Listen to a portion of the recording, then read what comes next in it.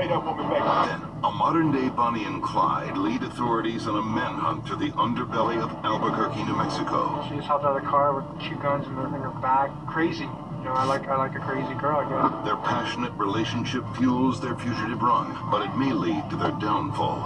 He looked the evil part, but she acted that part. She's very violent. It's a race against time to bring these fugitives to justice. Criminals sometimes try to escape from justice. This is the story of how 2 men almost got away with it. First, clever conman Jonathan Rhoda scams his way into his victims' lives and bank accounts. January 7th, 2005, Tampa, Florida. 32-year-old Jonathan Rhoda is a self-proclaimed record producer and talent promoter from New York City. He's spent the last 3 months in the Tampa club scene, doing what he does best, selling a dream to make money. I'm gonna live to the fullest. There's no limitations in life.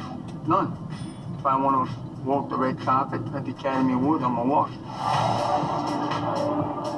Rhoda has already persuaded dozens of aspiring musicians and models that he can advance their careers in exchange for cash up front. Talk to these people.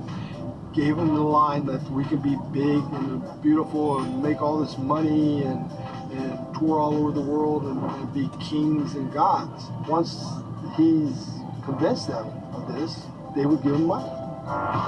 It's a typical Friday night, and Rhoda is at a high-end bar scanning the crowd for an easy target.